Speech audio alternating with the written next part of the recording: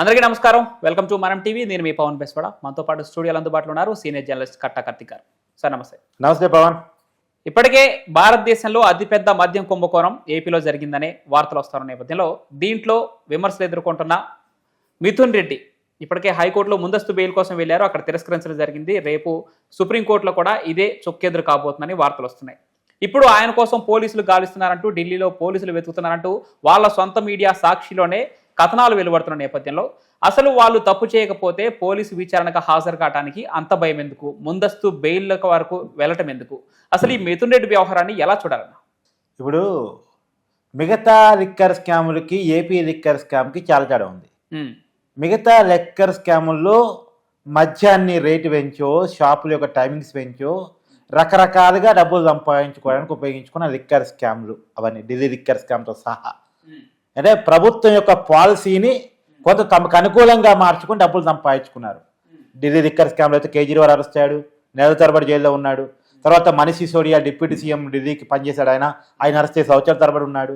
తెలంగాణ మాజీ ముఖ్యమంత్రి కేసీఆర్ కూతురు ఎమ్మెల్సీగా ఉండి అరెస్ట్ అయింది. ఆమె కూడా తీహార్ జైల్లో కొన్నాళ్ళ పాటు ఉంది. అయితే ఏపీ లిక్కర్ స్కామ్ ఏంటి అంటే, ఏపీ లిక్కర్ స్కామ్ అనేది నాణ్యత లేనటువంటి బంధుని, ప్రమాదకరమైనటువంటి మద్యాన్ని ప్రజలకు పోసి రకరకాల మార్గాలు, ఒక మార్గంలో కాదు రకరకాల మార్గాల్లో డబ్బులు సంపాదించుకున్నారు. ఆ కేసులో మిథున్ రెడ్డి అరెస్ట్ కాబోతున్నాడు. ఎంత దుర్మార్గమైనటువంటి స్కాము ఏపీ లిక్కర్ స్కామ్ అంటే, ప్రభుత్వం చేతుల్లో మద్యం షాపులు పెట్టుకున్నారు. అవును, వైసీపీ నాయకుల చేతుల్లో లిక్కర్ తయారీ సంస్థలు పెట్టుకున్నారు. లిక్కర్ తయారు చేసేది వాళ్ళే, అమ్మేది వాళ్ళే, తయారీ నుంచి అమ్మకం వరకు మొత్తం వాళ్ళే.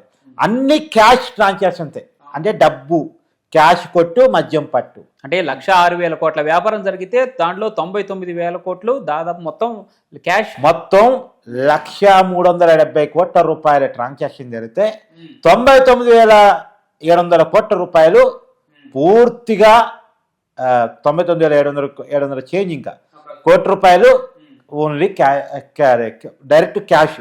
ఓన్లీ 670 కోట్లు ఏమో క్యాష్ లెస్, అంటే కార్డు ద్వారా యూపీఐ ద్వారా జరిగింది. అంటే ఎంత దారుణం!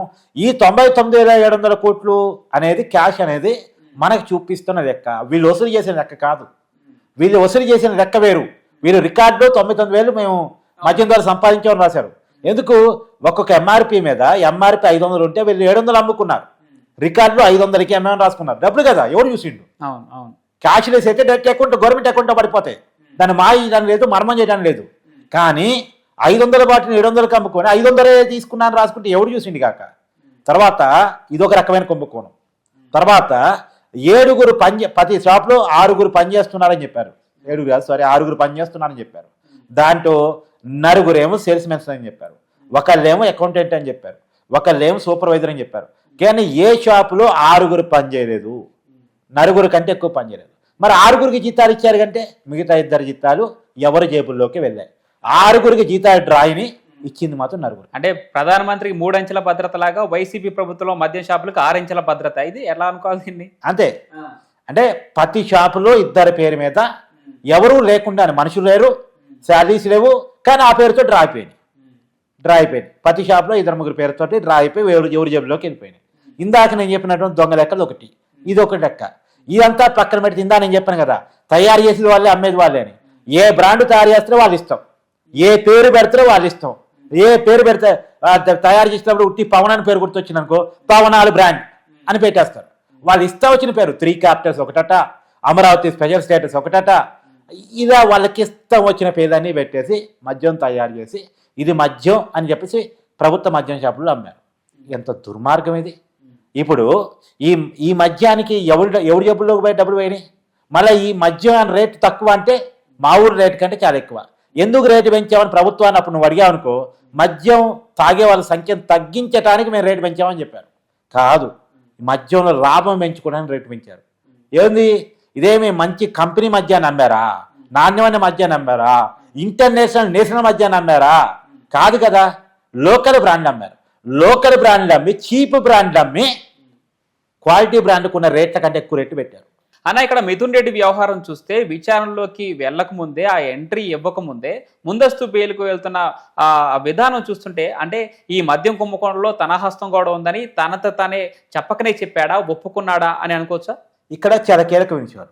మిథున్ రెడ్డి ఎందుకు పరారీలో ఉన్నాడు, ఎందుకు మిథున్ రెడ్డి కోర్టు చుట్టూ తిరుగుతున్నాడు, తన పేరు ప్రస్తావన ఎఫ్ఐఆర్ చేయకముందే అంటే మిథున్ రెడ్డి కనుక ఈ కేసులో అరెస్ట్ అయితే ఢిల్లీ లిక్కర్ స్కామ్లో మనీష్ సిసోడియా కొన్ని సంవత్సరాలు జైలు ఎలా ఉన్నాడో అంతకన్నా పెద్ద స్కామ్ నాకు ఇప్పట్లో బెయిల్ రాదన్న క్లారిటీ మిథున్ రెడ్డికి ఉంది. ఒకటి. తర్వాత ఇది ఖచ్చితంగా జగన్మోహన్ రెడ్డి గారి మెడకు చుట్టుకునే అవకాశం ఉన్న కేసు. 2, ఈ కేసులో అరెస్ట్ అయినా కనీసం సింపతి కూడా రాదు. ఏదైనా అవినీతి కేసు అరెస్ట్ అయితే మన ప్రజలు ఏందో అవినీతి పెద్ద చూడరు. మన ఠాగూర్ సినిమాలో ఉంటుంది కదా ప్రకాశ్ రాజ్ డైలాగు, తెలుగు వాళ్ళు సెంటిమెంటల్ ఫూల్స్ అని చెప్పేసి, అలా మనోడు సెంటిమెంటల్గా అర్థం చేసుకుంటారు. అక్రమ ఆస్తులు అరెస్ట్ అయినప్పటికీ కూడా అయ్యో పాప అని తలుస్తారు. ఇప్పుడు జగన్మోహన్ రెడ్డికి సింపతి రావడానికి కారణం అదే. అప్పట్లో అరెస్ట్ అయితే సింపతి చూపించారు. ఢిల్లీ మద్యం కుంభకోణం కేసు 40 కోట్లే. ఇక్కడ బీఆర్ఎస్ గవర్నమెంట్ కూలిపోయింది, అక్కడ ముఖ్యమంత్రులు ఉప ముఖ్యమంత్రులు అరెస్ట్ అయ్యారు. మరి ఇది ఏపీతో పోల్చుకుంటే ఢిల్లీ మద్యం కుంభకోణం నీటి బొట్టంత అని చెప్పారు. మరి ఏపీ మద్యం కుంభకోణంలో ఎంతమంది అరెస్ట్ కాబోతున్నారు? మాజీ ముఖ్యమంత్రి, ఇందాక మీరు చెప్పినట్టు మాజీ ముఖ్యమంత్రి మెడకు కూడా చుట్టుకుంటే ఆయన కూడా అరెస్ట్ అయ్యే అవకాశం ఉండొచ్చా? ఖచ్చితంగా ఉంటుందనే కదా, అందుకనే మిథున్ రెడ్డిని దాచేస్తున్నారు, అందుకనే మిథున్ రెడ్డి కోర్టు చుట్టూ తిరుగుతున్నాడు, అందుకే మిథున్ రెడ్డి పోలీసులు దొరకకుండా తిరుగుతూ ఉన్నాడు. ఫస్ట్ ఎట్టాగో బెయిల్ రాదని తెలిసి పెద్దిరెడ్డి కింద పడ్డారా మనమైతే అనుమానం పడద్దు, పాపం పెద్ద ఆయన పడ్డాడు హాస్పిటల్ పాలయ్యాడు అంటున్నారు కాబట్టి మనం అనుమానించొద్దు. కానీ అనుమానించాల్సిన పరిస్థితి ఎందుకు వస్తున్నాయి? బోరుగాడానికి అబద్ధం అని చెప్పి బెయిల్ తీసుకున్నాడు అనేది బయటకు రావటం వల్ల, పోసానికి ఇష్టం వస్తే మురళి రాణి గుండెపోటును వచ్చిందని అబద్ధం ఆడటం వల్ల ఏది నిజమో ఏది అబద్ధం అనుమానించాల్సిన పరిస్థితి పడ్డం. సరే అయినా నిజమే అనుకుందాం, కానీ ఆ డేట్ అయిపోయింది. ఇప్పుడు పోలీసుల ముందుకు వచ్చి నేను ఏ తప్పు చేయలేదో నిరూపించుకుంటే పోయేది. కానీ కోర్టు చుట్టూ తిరుగుతున్నాడు, ముందస్తు బెయిల్ వస్తేమని చెప్పేసి పోలీసులు దొరకకుండా తిరుగుతున్నారు, పోలీసులు ఎక్కడ అరెస్ట్ చేస్తారో అని చెప్పేసి. ఎందుకంటే నేను ఇందా చెప్పాను కదా, నువ్వు అన్నావు కదా ఢిల్లీ లిక్కర్ స్కామ్ నీటి బొట్టు అంటే అని చెప్పేసి. అది 40 కోట్లు కాదు 100 కోట్లది నిజానికి, అది నీటి బొట్టు అంతే నిజంగా కూడా. అలాంటిది అక్కడ అరెస్ట్ అయితే సింపతి రాలే. పైగా నువ్వు అన్నట్టు ఢిల్లీలో అరెస్ట్ అయినటువంటి కేజ్రీవాల్ ఎన్నికల్లో ఓడిపోయాడు. అవును, ఆమ్ ఆద్మీ పార్టీ చేతికలబడి ఓడిపోయింది. ఇక్కడ తెలంగాణలో కవిత అరెస్ట్ అయినప్పుడు పార్లమెంట్ ఎన్నికలు వస్తే బీఆర్ఎస్ పార్టీకి సింగిల్ సీటు కూడా రాలే, 0. కాబట్టి ఇది ఎన్నికల్లో కూడా ప్రభావం చూపించే కేసు. సింపతి రాకపోగా నెగిటివిటీ వస్తుంది. కాబట్టి ఒక రకంగా రాజకీయంగా ఇది ప్రకంపన సృష్టిస్తుంది వైసీపీ. రెండోది జైలు జీవితాన్ని చూపిస్తుంది. జైల్లో కూడా అంత ఈజీగా బెయిల్ వచ్చే కేసు కావు ఇవి. కాబట్టి రెండో పరువు పోతుంది. ఈ 3 రకాలుగా చాలా భయపడుతుంది వైసీపీ. ఇంకోటి ఏంటంటే ఇక్కడ సంపాదించుకున్న ఆస్తులు గనక రావు శ్రీకృష్ణ పార్లమెంట్లో చెప్పాడు కదా 4,000 కోట్లు బయట దేశాలు పోయినాయి. బయట దేశాలకు పోయిందే గనక నిజమైతే ఈ కేసులు ఇంకా క్రిటికల్ అంటే క్రిటికల్. ఇప్పుడు ఢిల్లీ లిక్కర్ స్కామ్లో డబ్బులు చేతులు మారాయి, దేశాలు మారా.